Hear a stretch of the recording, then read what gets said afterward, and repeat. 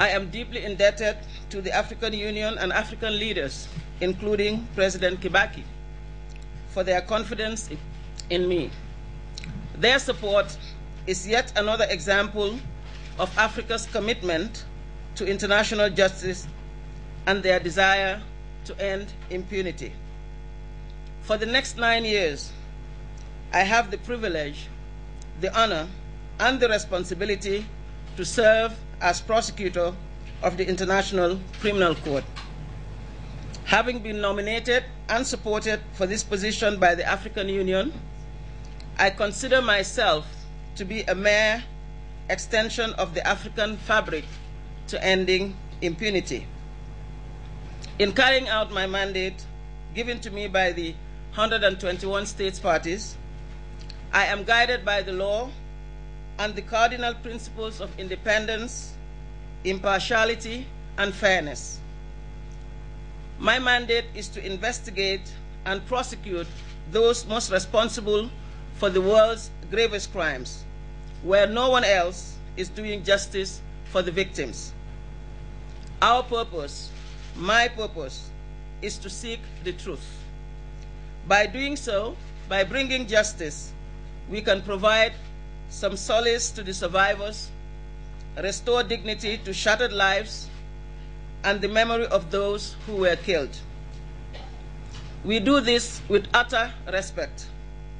Respect for the primary responsibility of the national judicial systems to carry out genuine national proceedings against those alleged to have committed crimes.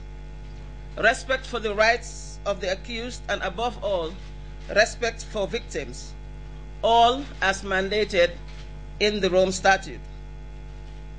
Kenyan victims, the women, men, and children who suffered during the dark days of 2007, 2008, are my priority, my daily motivation. They always have been, and they always will be. I arrived in Kenya yesterday and plan to be here for the coming week.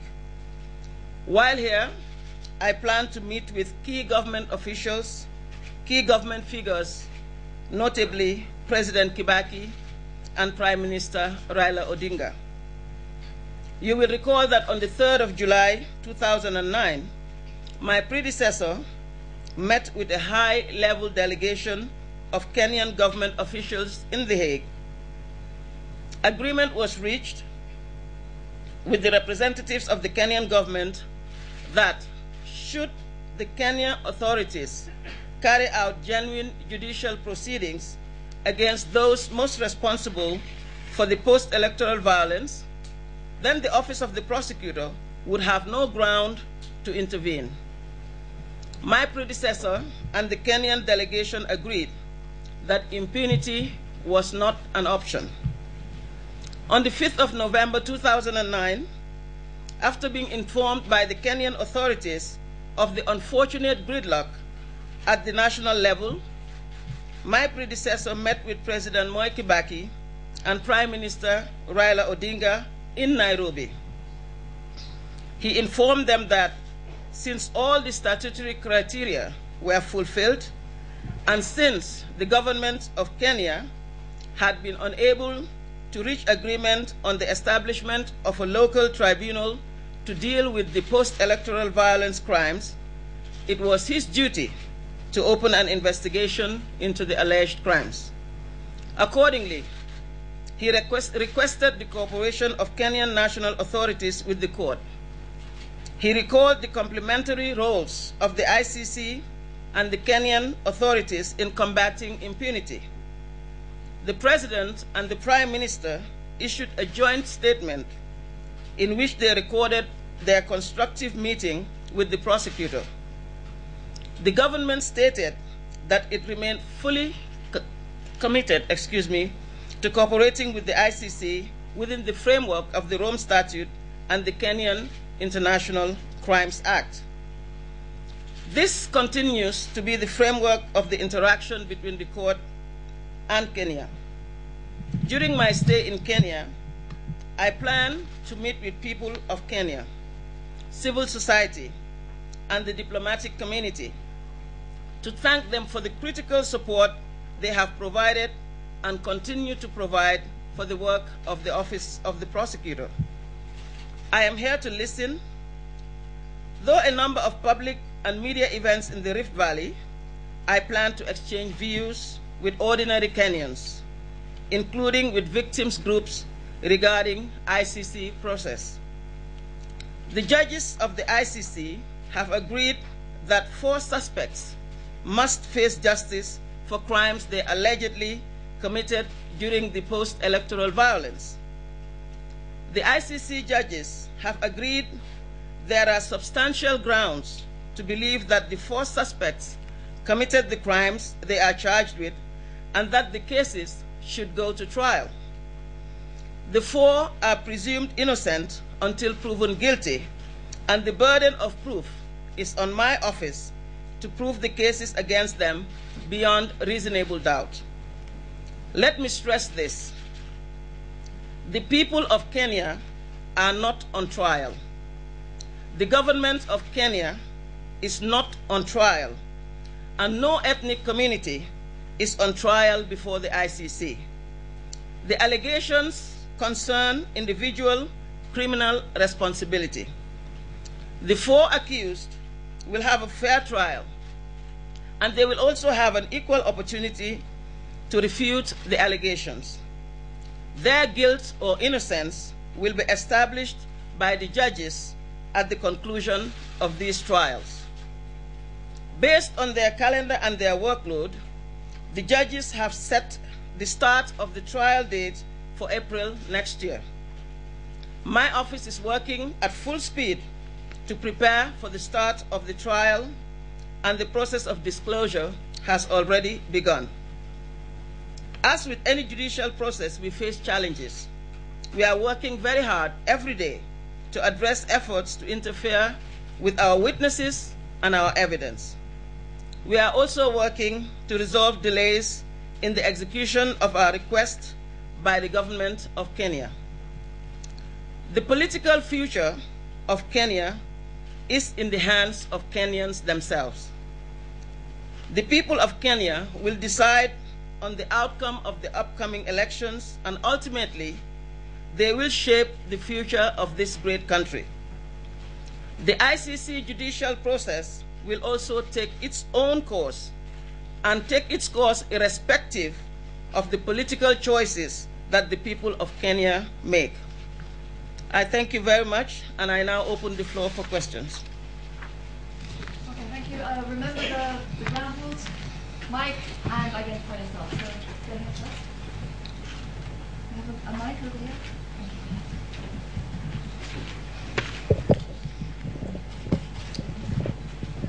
Thank you.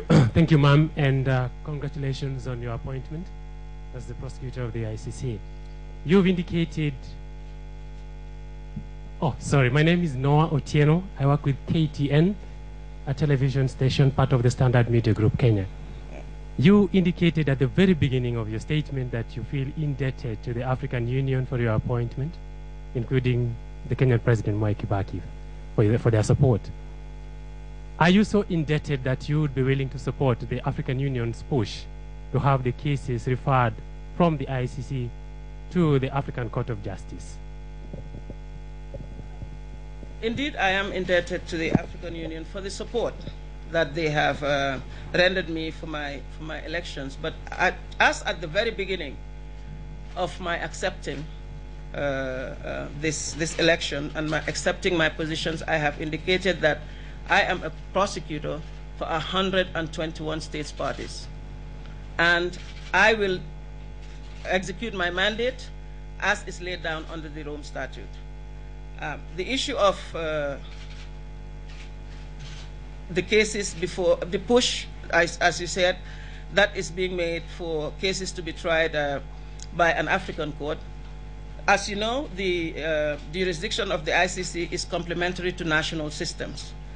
And the criteria that is to be qualified for any case to be taken by any other body is a determination that will be made by the judges of the ICC. And in this case, any submissions that I will make will be to the judges of the ICC. they will be the ones to finally determine whether the criteria under the Rome Statute has been met by any other body. In this case, you said the African Court, for the case to be complementary to the ICC process. Next question.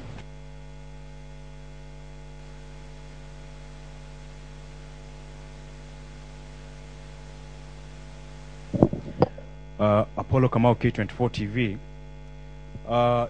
You've spoken of meeting key government officials. I don't know whether you will be meeting the Deputy Prime Minister, who is one of the accused. And secondly, because you have stated that the court's calendar will not change in terms of the Kenyan case, in the event that we have a runoff, can that influence the decision of the court? And of course, thirdly, since you are meeting the victims and the witnesses, does it mean that you are going to get additional evidence? And who is interfering with evidence and witnesses? With respect to your question about whether the court's calendar will change if there is a runoff, unfortunately, it is not for me to decide that. It will be, again, for the judges of the ICC to decide whether this is the appropriate course of action to take. And definitely it will not be for the prosecutor or office of the prosecutor to request for a postponement of the trial. We are going to follow the judicial calendar as has been laid down by the judges already. If any request for postponement is to be made by, in this instance, maybe the suspects or the accused persons, we will also make a submission before the judges as to whether it is appropriate for that postponement to take place. And also you questioned whether we are going to meet with the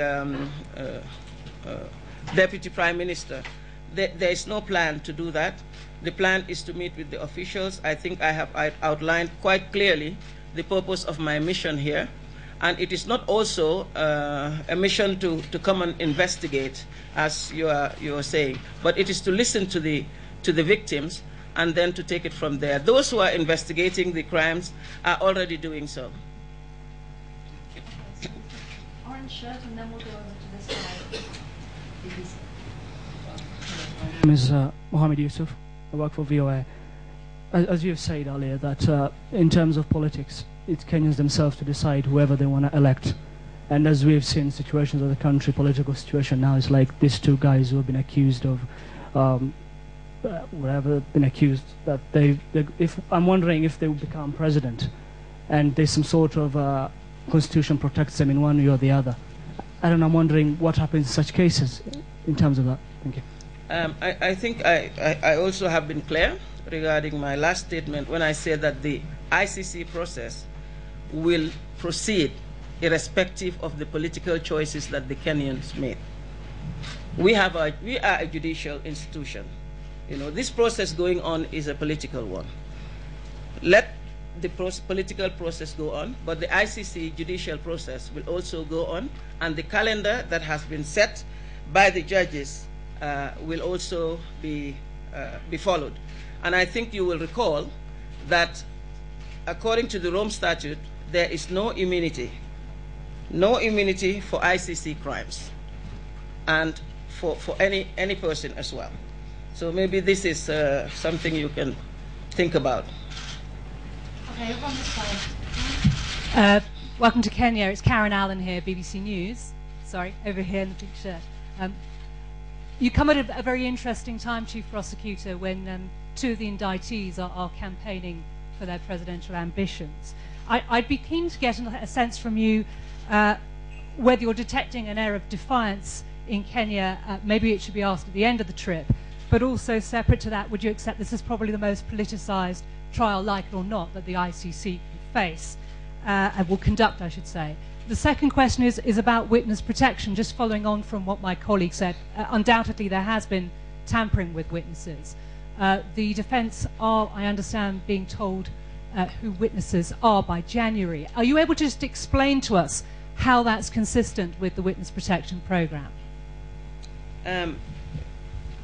as I have said, one of the main reasons for my coming, of course, is the cooperation between the ICC and the Kenya government, but also regarding the victims and witnesses, and to ensure that adequate protection is given to them. These are some of the areas that I intend to discuss with it.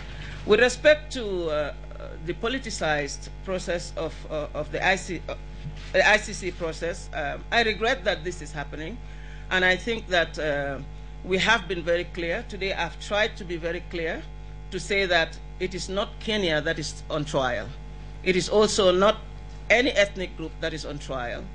The judges of the ICC have determined that 4 individuals bear the greatest responsibility for the crimes that have taken place, and we are following our judicial process.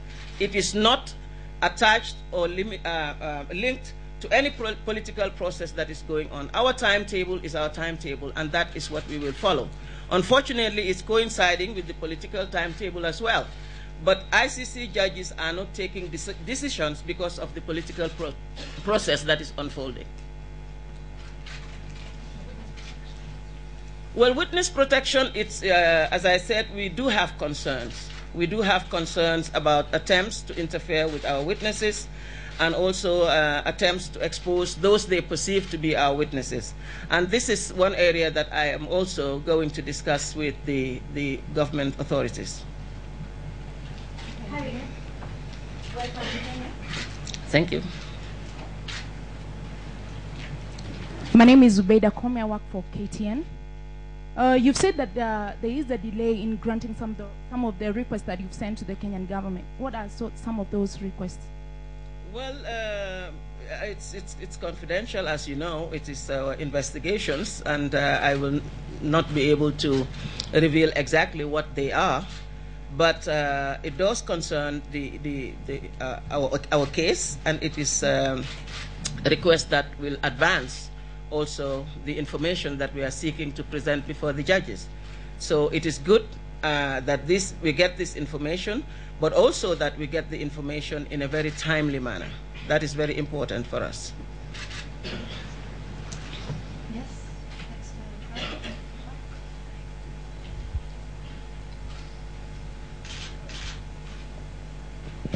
Tom Maliti of ICC Kenya Monitor.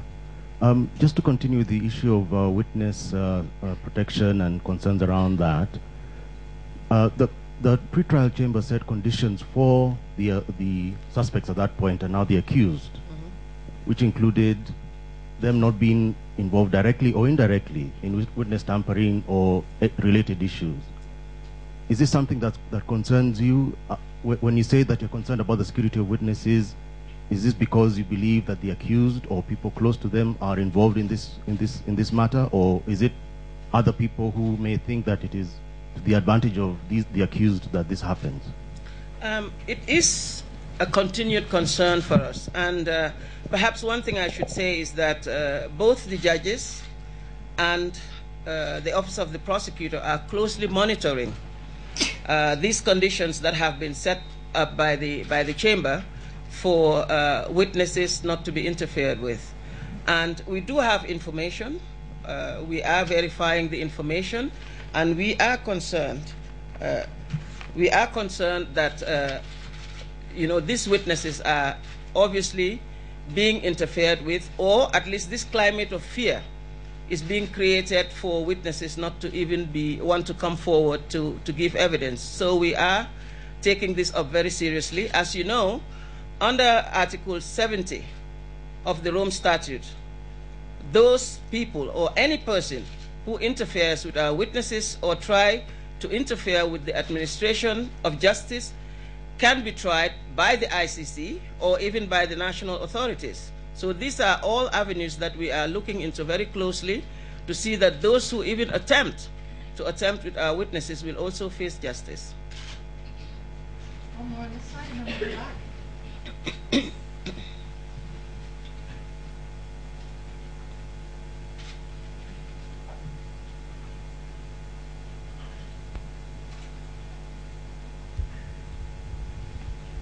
I wanted to know whether... Sorry, could you identify? My name is Isaac Ongiri. I work for The Nation. I wanted to know whether it will be possible for the court, maybe somewhere in its process, to grant bail for reasons like maybe personal engagements or maybe sickness, if any of the suspects may request so.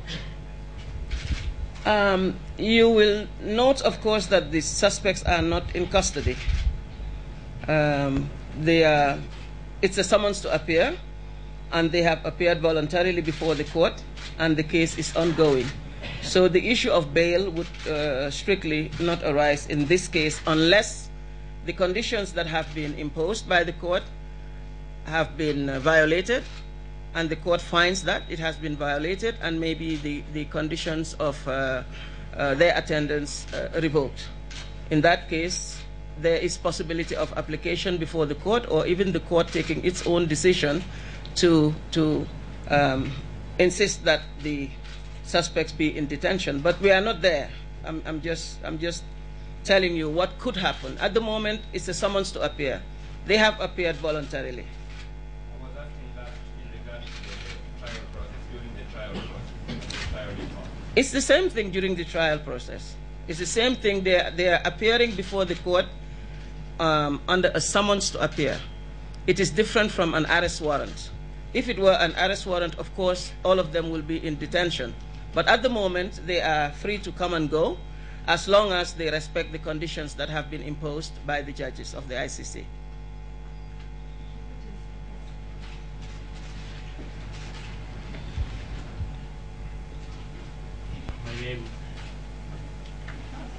My name is George Wida from the Standard Group.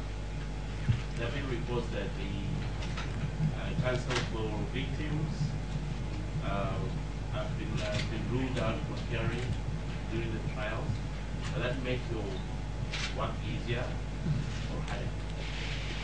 Well, I am, as I think I have already been very public and about the fact that I'm very concerned about victims, and I'm also very concerned about that victims are represented adequately before the ICC. We've seen that happen in our first trial, and I hope to see this continue to happen. But the issue of victims, representatives, and their appearance before the ICC is not a matter that the Office of the Prosecutor determines. It is with the registrar and the judges.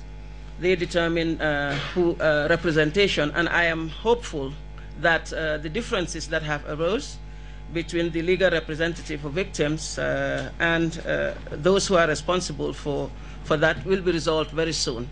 I'm just hoping that, because as I said, it's not my duty or my responsibility to regulate that.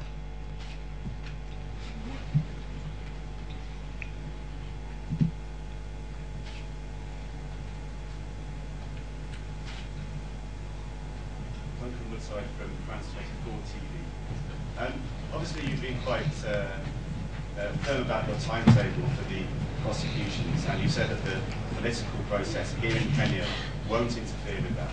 Do you envisage any kind of scenario at all whereby it may be good for the people of Kenya in terms of the situation on the ground, in terms of the provocation of violence, in terms of what comes out from the trial, whereby you decide at that point that things should be postponed? Is that possible at all? As I said, the decision to postpone the trial does not rest with the Office of the Prosecutor. It rests with the judges. And I'm sure the judges will take everything into consideration if they were to come to any decision whether to postpone or not to postpone. But really, it doesn't depend on my office. And I do not think also that the ICC trial process should be taken as what should bring peace or not in the Kenya elections. This is a responsibility that I think that Kenyans themselves have to take. They have seen what has happened in 2007, 2008, and I would encourage that they do not go down that road. We are part of the those who are trying to ensure that peace comes back to Kenya. but we should not be seen as the obstacle that would not bring peace to Kenya.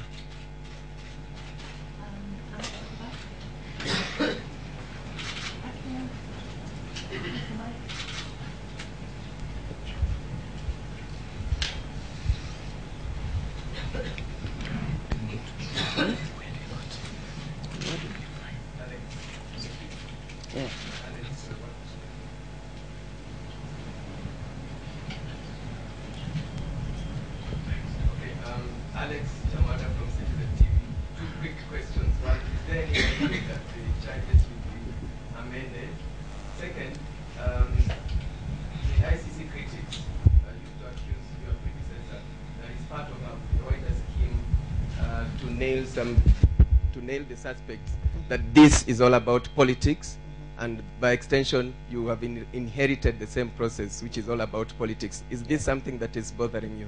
Thank you. No, it doesn't bother me, because I'm not about politics. I am about doing my work, my judicial work. The investigations were made into the crimes, and I don't think anyone here or anywhere else will say that no crimes were committed. I don't think so. Obviously, there were crimes, post-electoral violence, that happened, that was concern of the whole world, actually, and Kenyan themselves. So I'm not bothered about being said that we're interfering because of politics, because we are not. I am not. That is not the legacy I have inherited. That is not something that I will start or what I will continue. The evidence was collected and presented before judges of the ICC. And the judges confirmed that crimes did take place and identified 4 out of the 6 persons we already presented to the judges and say that they bear the greatest responsibility for the crimes. So my duty, my responsibility is to ensure that I follow through with that investigation and prosecution by the ICC. It has nothing to do with politics. It is not undertaken to either identify or eliminate anybody. We are doing our judicial work, and we will continue to do that. You said in your first questions whether the charges will be amended. So far, that is not foreseen. We are carrying on, focusing with the charges we brought, and the charges especially that have been confirmed by the judges. And we will continue and follow the judicial calendar. Can I remind people to limit to one question so that we have a chance for everyone to ask?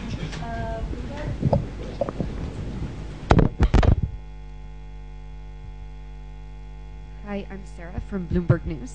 I just have a quick follow-up on the witness tampering. I'm wondering who specifically you're going to discuss this with, whether it's with the President and the Prime Minister, or whether you're going to talk to the witnesses themselves. And what are you going to suggest? Are you trying to find the people to punish them, or you want it to stop and that will be fine then? Well, I think the main idea is to ensure that all attempts at intimidating witnesses or trying to interfere with them stops. And also to be very clear that this is a crime. If it is being done, it is a crime. To make that warning that you cannot interfere with witnesses who are trying to assist the court of justice. Under our statute, it's a crime. Under the national system, it is also a crime. So we are trying to lay emphasis on that. We are, of course, not completed with our investigations regarding that, but we are adequately armed with our Article 70 to ensure that those who do it will be, can be investigated and can be prosecuted. You talked about whether I'm just going to speak with the authorities or not. Well, we speak with the authorities. As I said, this is an area that I'm going to raise with them. But also, I think going to the victims themselves, the victims groups, and addressing this issue with them, assuring them also that the ICC is ready to give them protection if they deserve, will also be discussed with them.